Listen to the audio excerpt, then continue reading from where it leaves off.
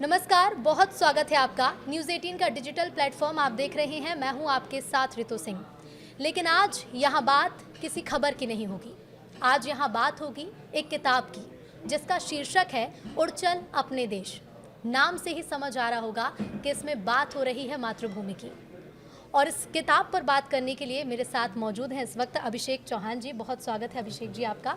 अभिषेक जी के बारे में बात करें तो अभिषेक जी भारतीय राजस्व सेवा के आयुक्त स्तर के अधिकारी हैं और वर्तमान में रक्षा मंत्रालय में निदेशक के रूप में अपनी सेवा दे रहे हैं। इस किताब के लेखक हैं। लेकिन जब हम बात करते हैं उड़ चल अपने देश, पहला ख्याल यही आता है कि घर की तरफ लौट चलें। लेकिन इस किताब को लिखने के पीछे प्रेरणा क्या है? अभिषेक जी के मन में ऐसा क्या आया कि उन्होंने ये किताब लिखी? तो सबसे पहले इसकी शुरुआत करें, लेकिन उसके पहले अभिषेक जी हम आपके बारे में जानना चाहेंगे। जी नमस्कार, थैंक यू ऋतु जी, धन्यवाद आपका। मेरा परिचय जैसा कि आपने बता दिया है जी। मेरा परिचय तो आई थिंक आप दे ही चुकी हैं। उसके अलावा जहाँ तक पुस्तक का प्रश्न है, ये पुस्तक एक हिंदी में लिखा गया एक फिक्सन है जो मैंने मूलतः ब्रज बुंदेलखंड के अंचल को ध्यान में रखते हुए हर ग्रामीण और कस्बाई क्षेत्रों के युवकों के लिए लिखा है। ये एक मेरा संक्षिप्त परिचय है। जब भी किसी कहानी को हम पढ़ते हैं, जब भी मैं भी किसी बुक को पढ़ती हूँ, उसमें हम अपनी दुनिया ढूंढ लेते हैं, कहीं ना कहीं से उससे रिलेट कर लेते हैं। लेकिन लेखक के मन में क्या चलता है ये भी सभी जानना चाहते हैं। जब भी हम कोई बुक पढ़ते हैं ना, तो ऐसा होता है कि अगर लेखक ने लिखा है तो उस वक्त उसके मन में क्या चल रहा होगा। लेकिन आपके मन में ऐसा क्या आया कि आपको पूरी किताब लिखनी है और ख़ास तौर पर उसमें अपने क्षेत्र को लेकर कुछ जिक्र करना है? जी मैडम, ये एक ईश्वरीय प्रेरणा थी। मेरे मन में थोड़ा सा हमेशा से ही एक लिखने की इच्छा शुरू से ही रही है। पहले पढ़ाई और फिर नौकरी, तो कभी जीवन में उतना समय नहीं मिल पाया। और इसको मैं थोड़ा सा एक इसका आदर्श उत्तर ही दूंगा। ये ईश्वरीय प्रेरणा थी कि बस प्रेरणा मिली और लिख गया कि इसलिए मुझे ज़्यादा लेखन में संघर्ष भी नहीं करना पड़ा, क्योंकि लगभग पटकथा कहें या कथानक कहें, वो लगभग मुझे क्लियर था। बस ईश्वरीय प्रेरणा थी और कलम चलती गई और पुस्तक तैयार हो गई। तो पुस्तक की शुरुआत कहाँ से होती है? जब हम पढ़ना शुरू करेंगे तो सबसे पहले हम किस क्षेत्र में पहुँच जाएंगे, किस अच्छा, वातावरण में पुस्तक पहुँच चूँकि जाएंगे? ये मैडम एक काल्पनिक उपन्यास है, जी। तो फिर भी मैंने इससे यथासंभव इसको मीनिंगफुल और संदेश देने का इसके माध्यम से प्रयास किया है। तो पुस्तक की शुरुआत होती है अब से लगभग इस शताब्दी के अंत की जो दुनिया है, जिस भयावह दृश्य को मैं अपनी सीमित आँखों से, सीमित सोच से देख पा रहा हूँ। उस दृश्य के माध्यम से पाठकों को ये संदेश या चेताने का प्रयास किया जा रहा है कि अभी भी समय रहते अगर हम लोग नहीं चेते तो हमारी आने वाली संतानों को क्या बुरे दिन देखने पड़ेंगे। उसके पीछे मेरा आशय था कि अपनी संतानों के प्रति मानव कितना भी स्वार्थी हो जाए, लालची हो जाए, पर अपनी संतानों को लेके एक भावुकता, एक संवेदनशीलता उसके अंदर रहती है। तो इस दृश्य के माध्यम से मैं वर्तमान पीढ़ी को दिखाना चाहता हूँ कि अभी ऐसा क्या करके अपनी आगे आने वाली पीढ़ी, जो कहीं ना कहीं उन्हीं का रक्त होंगी, उन्हीं का जीन होंगी, उनको वो क्या अच्छे दिन दे सकते हैं, तो वो कुछ अच्छा करें। उसके पीछे मैंने वो भविष्य का एक पर्यावरणीय जो प्रदूषण, पर्यावरणीय डिग्रेडेशन के बाद जो भविष्य में आने वाली बर्बादियों के संकेत हैं, पर्यावरणीय संकट है, उससे लोगों को रूबरू कराया है। कहते हैं अभिषेक जी कि किताबें हमें वास्तविकता दिखाती हैं, हमें भविष्य के बारे में बताती हैं, हमें बहुत कुछ बताती है। मन से हम बड़े बड़े भाषण सुनते हैं जिनमें जो आपने बातें कही वो कही भी गई हैं, लेकिन वो वही होता है कि जितने मिनट तक आपने सुना उतने मिनट तक ही आपके जहन में रहते हैं। लेकिन किताब वो होती हैं जो हमें जीवन के लिए प्रेरणा दे जाती हैं। तो क्या आपका भी उद्देश्य यही था कि इस किताब को जो भी पढ़े वो उस भावना को ना सिर्फ समझे बल्कि उसे आत्मसात भी करे? जी मैडम, बहुत बहुत धन्यवाद आपके प्रश्न के लिए। आपने मेरी भावनाओं को अपने प्रश्न से कहा, इस प्रश्न का मैं सम्मान करता हूँ। हाँ, ये बिल्कुल आपने सही कहा। हालांकि मेरा पहला लेखन का प्रयास है, पर मैं लेखक की भावनाओं से भली भांति परिचित हूँ। हर लेखक मूलतः इसी भाव से अपनी पुस्तक को लिखता है, और मेरी तो चूँकि ये पहली पुस्तक है और मेरा लेखन का कोई बैकग्राउंड भी नहीं है, तो मेरा जितना अनुभव था, जितना ज्ञान था, सबको इसमें समेटते हुए मैंने इसको एक वर्तमान पीढ़ी, युवा पीढ़ी के लिए एक संदेश देने के लिए यथासंभव उनसे कोरिलेट, जो उनको बोरिंग ना लगे, उनको कोरिलेट करे। अमूमन ज़्यादा भाषणबाजी भी कोरिलेट कर जाती है, लोगों को लगता है कि ये तो रोज़ ही सुनते हैं। तो उसको यथासंभव सत्य के साथ और पढ़ने में रुचिपूर्ण बनाते हुए, जिससे कि वो संकेत के प्रति सुग्राही रहें। जी। अदरवाइज उसको लाइटली लेंगे या मजाक में लेंगे या ज़्यादा गंभीरता में लेंगे तो वो अपना अर्थ नहीं दे पाएगी। तो इन बिंदुओं का ध्यान में रखते हुए मैंने उसको एक ऐसा प्रयास किया है कि अगर सच्चे मन से और एक अच्छे मन से अगर कोई भी युवा इसको पढ़ेगा तो आई एम श्योर कि वो इससे कुछ सीखेगा और मेरे इस प्रयास को सार्थक बनाएगा। बिल्कुल, हम भी यही उम्मीद करते हैं कि जो भी इस बुक को पढ़े वो ना सिर्फ उससे सीखे बल्कि उससे ज़्यादा वो लोगों को सिखाए भी, उसे जैसा कि मैं पहले भी कह रही थी कि उसे आत्मसात भी करे, खुद पर भी अप्लाई करे। चंबल क्षेत्र का इसमें जिक्र किया गया है, जैसा कि आप पहले भी बता रहे हैं। ब्रिज बुंदेलखंड का जिक्र किया गया है। मैं भी मध्य प्रदेश से हूँ और बुंदेलखंड में मेरा कुछ समय तक रहना भी हुआ है, तो एक विशेष लगाव होता है। हम जिस जगह पर रहते हैं माँ के समान हम धरती को मानते हैं, और जिस जगह पर हम रह चुके हैं उस जगह से लगाव, उस जगह के बारे में लोगों को बताना एक तरफ से हम जिम्मेदारी समझते हैं कि हम अगर उस क्षेत्र से निकलकर बाहर गए हैं तो हम ना सिर्फ उसका प्रतिनिधित्व करेंगे बल्कि उसका बचाव भी करेंगे। इस बुक में हम आपके क्षेत्र के बारे में क्या देख पाएंगे?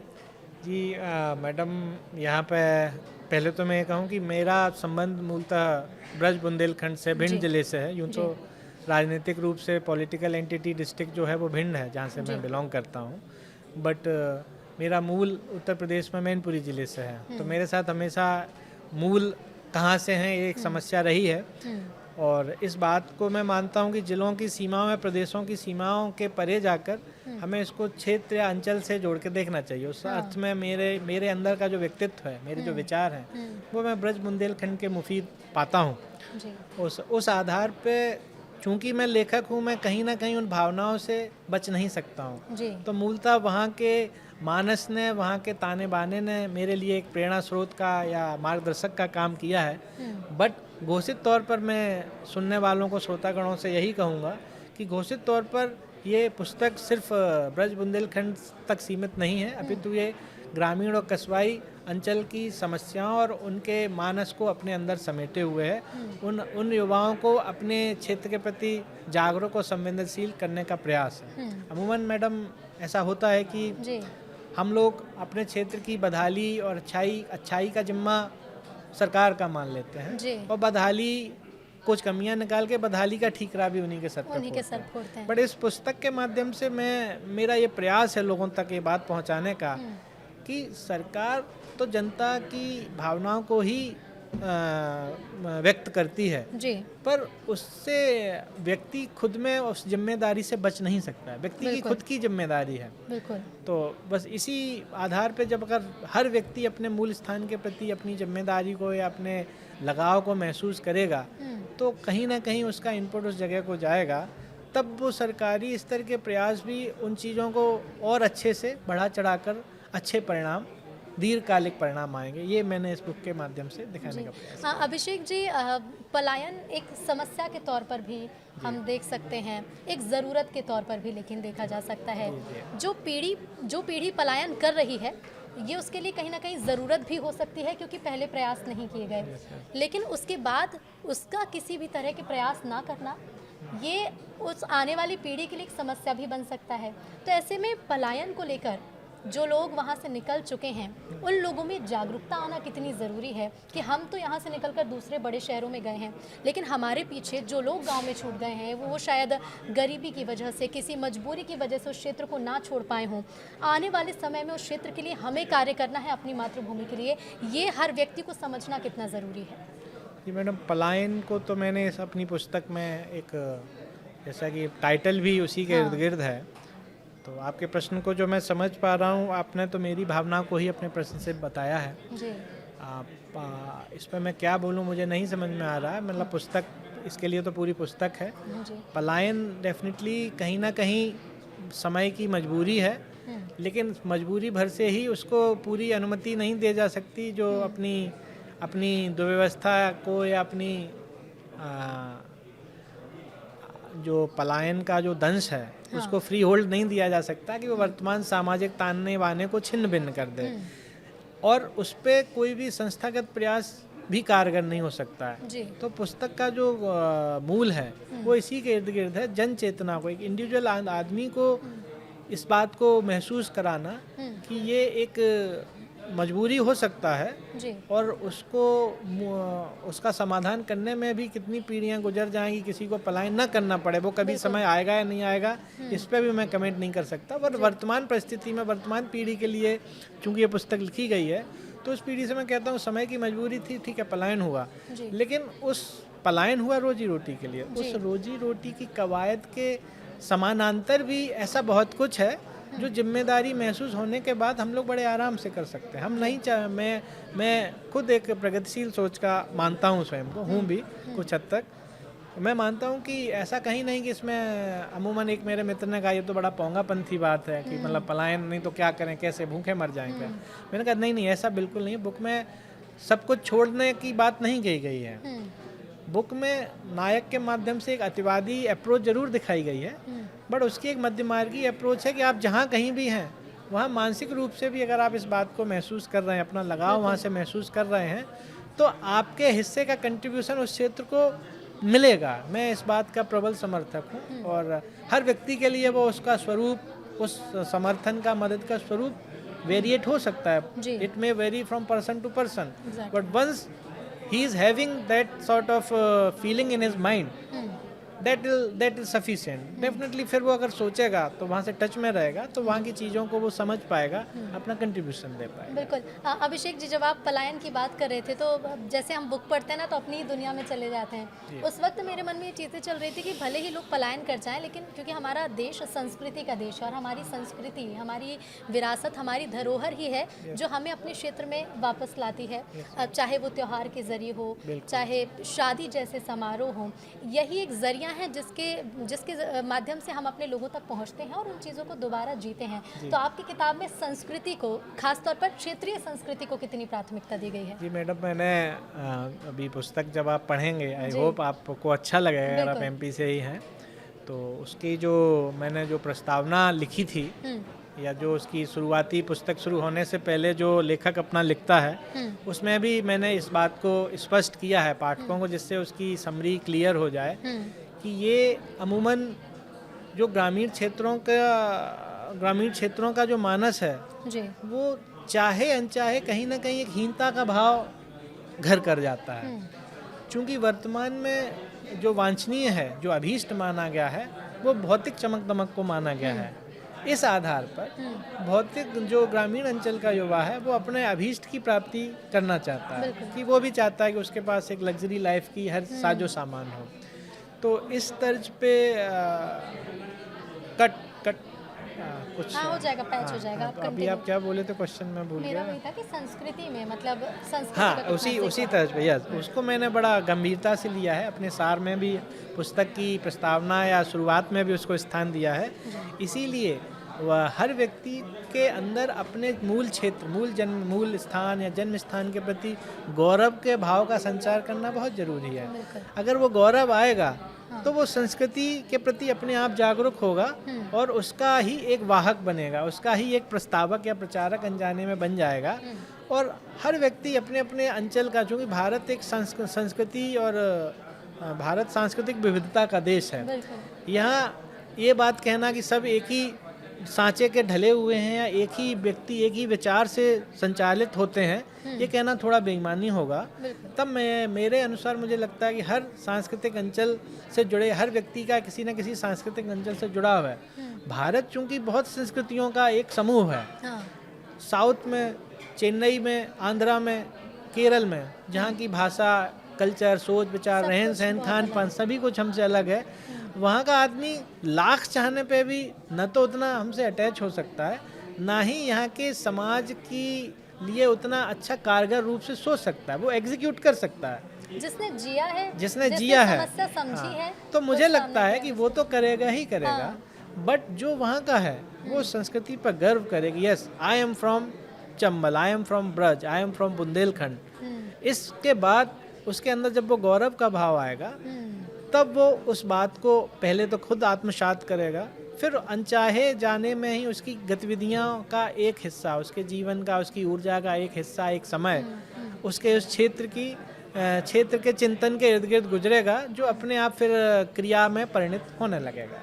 यही मेरी हाँ, कहानी में नायक थोड़ा सा क्रांतिकारी है, बट अमूमन मेरा जो एज ए लेखक जो मैं चाहता हूँ, जो अगला, अभी कहानी मेरी कंप्लीट नहीं हुई है, जो अगला खंड आएगा उसमें वो चीज़ और निकल के आएगी कि मैंने सिर्फ इस बात को सिर्फ आदर्शवादी या कल्पनाओं तक नहीं रखा है, उसके बाद उसकी अमली जामा कैसे पहनाया जा सकता है। अमूमन एक छोटा आदमी या एक आम आदमी सोचता है मैं कर ही क्या सकता हूँ, मैं तो यार रोजी रोटी कर रहा हूँ, बीवी बच्चे पाल रहा हूँ, मैं कर ही क्या सकता हूँ। तो उस पर हम नेक्स्ट खंड में आएंगे। अभी मैं यही कह सकता हूँ हर व्यक्ति कुछ ना कुछ कर सकता है, लेकिन उसके लिए उसके अंदर ये भाव जरूर होना आवश्यक है कि हाँ, ये I am from this place and I am proud of this, I am proud of my culture. हम उस क्षेत्र को एक परिवार की तरह परिवार लेकर की चलें, तरह माने, तो उसको हम माँ की, बेहतर मैंने तरीके इसमें से। अपने अंचल को ये हमारी कहानी जो है उपन्यास की, ये सदा नीरा घाटी जी। एक अंचल मैंने कहानी गढ़ी है इसके इर्द गिर्द। जी। तो उसका जो नायक है या जो और उपनायक है वो उसको अपनी माँ के समान मानते हैं। तो जो ट्रीटमेंट हम माँ के लिए करते हैं, जो भावनाएं अपनी माँ के लिए रखते हैं, चूँकि माँ भौतिक रूप से हमें दिखती है, उसने हमें जन्म दिया है। मेरा इस कहानी से माध्यम से पाठकों से कहना है कि माँ का भी तो भरण पोषण प्रकृति से ही होता है ना, बिल्कुल। तो वो भी माँ हुई, वो उस अर्थों में बड़ी माँ हुई।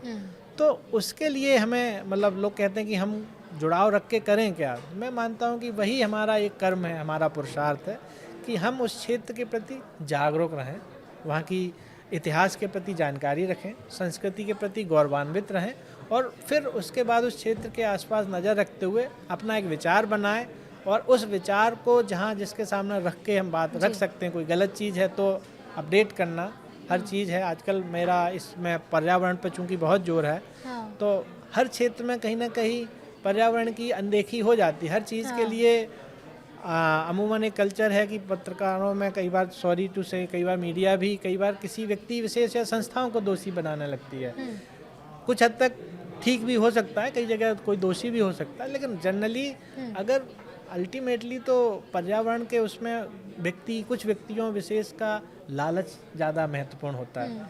उस लालच के धुरी के इर्द गिर्द ही वो क्रियाओं को, उन एक्टिविटीज़ को अंजाम दिया जाता है। बिल्कुल, मुझे लगता है कि बात प्रायोरिटीज़ की है कि आपकी प्राथमिकताओं में आप विकास के लिए भले किसी को जिम्मेदार ठहरा लीजिए, लेकिन आपके मन में, आपकी प्राथमिकताओं में प्रकृति, पर्यावरण भी ऊपर ही होना चाहिए। इसी तरह जैसे आपका परिवार और जैसे आप अपने क्षेत्र को परिवार मान रहे हैं। आपकी किताब के बारे में आपसे जितना भी जान पा रही हूँ, उसमें मुझे एक युवा छिपा हुआ नज़र आता है जो अपने क्षेत्र से निकला है।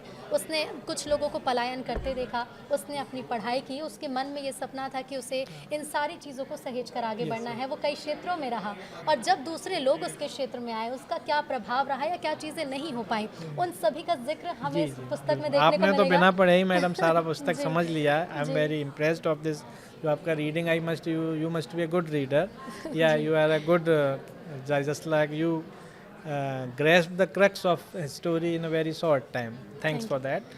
हाँ, बिल्कुल सही कहा। हमारी कहानी का नायक जो है, इस नायक के माध्यम से मैं कई वर्गों को संदेश देना चाहता हूँ। पहला संदेश उस वर्ग के लिए है कि देश में एक बड़े तबके में जाने अनजाने ये बात घर घर चुकी है कि देश की सेवा सिर्फ सरकारी नौकरी या कोई बड़े पद पर रहकर ही की जा सकती है। और जो हमारे सिविल सर्विस में जो लड़के तैयारी कर रहे हैं, मैं भी तैयारी किया, मेरे अंदर भी देश सेवा का भाव था, आज भी है, बट उसके एक पॉइंट है जो मैं यहाँ कहना चाहूँगा कि सरकारी सेवाओं में खासकर जो बड़ी प्रतियोगी परीक्षाएं हैं, जहाँ पे परीक्षा देने वाले बहुत होते हैं, सिलेक्ट होने वालों की संख्या बहुत कम होती है। तो मैं उस तबके तक भी बात कहूँ जो सिलेक्ट हो गए, वो भी इस बुक को पढ़ें। उनको भी देश के प्रति या क्षेत्र के प्रति भाव होना जरूरी है। नौकरी आप अपने पेट के लिए, अपने परिवार के लिए कर रहे हैं, वो आपका निजी दायित्व है, एक आपका अपने क्षेत्र के प्रति। लेकिन जो वर्ग या जो व्यक्ति उस एग्ज़ाम को नहीं कर पाया, मेरे साथ हैं, I know many of people who could not crack that exam, finally who failed, और जो नहीं गो थ्रू हो पाए, उनको भी ये मैसेज, जो हमारा नायक है वो भी पहले सिविल सर्वेंट बनना चाहता था, बट समहाउ परिस्थितियाँ नहीं, और उसने अपना प्राइवेट निजी क्षेत्र में अपना नौकरी किया। क्योंकि बड़ा तबका वो है जो अपने मूल क्षेत्र से जाके निजी क्षेत्रों में छोटी बड़ी मझोली नौकरियां, सरकारी नौकरियां करके अपना काम चला रहा है। कि वो नायक जो योग्य था, जो डिजर्विंग था, जो मेधावी था, उसके बाद भी वो निजी क्षेत्र में गया।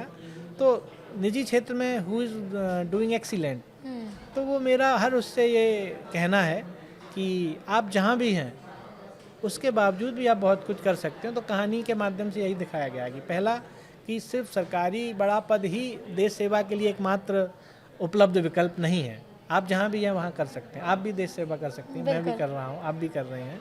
और निजी क्षेत्र में जो लोग हैं, हमारा नायक इन मायनों में थोड़ा सा 2 स्टेप आगे था, क्योंकि जो जिसने शुरुआत की तो उसको शुरुआत में नई चीज़ करने के लिए थोड़ा सा क्रांतिकारी, थोड़ा सा ज़्यादा थ्रेशोल्ड ज़रूरत पड़ता है।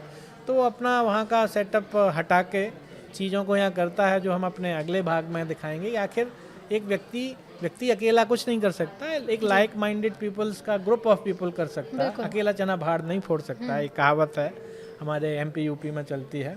तो उसी तर्ज पे वो नायक अपना उस क्षेत्र में आके अपनी चीज़ों को, अपनी ज़रूरतों को प्रायोरिटी बद्ध करते हुए, अपनी प्राथमिकताओं को सूचीबद्ध करते हुए, अपने नैतिक, अपनी माँ के प्रति, अपनी प्रकृति के प्रति अपने कर्तव्य को स्वीकारते हुए अपनी चीज़ों को एग्जीक्यूट करता है। जी बिल्कुल अभिषेक जी, और ऐसे में ज़रूरी यही है, और हम भी उम्मीद यही करते हैं कि हमारे जो दर्शक इस पॉडकास्ट को सुनेंगे वो समझ सकें कि आपकी कहानी के नायक आप हैं, आपके क्षेत्र के नायक आप हैं। इसलिए बहुत ज़रूरी है कि आप सारी समस्याओं को तो समझें, लेकिन उसका समाधान आपको कैसे निकालना है ये पहल भी आपको करनी होगी, बजाय इसका ठीकरा फोड़ने की। और उम्मीद है कि इस कहानी को पढ़ने के बाद आप इस नायक को तो समझेंगे ही, इस नायक के बारे में समझेंगे, लेकिन खुद भी आत्मसात करेंगे कि आपको क्या बदलाव लाने। बहुत शुक्रिया अभिषेक जी आपका हमारे साथ जुड़ने के लिए।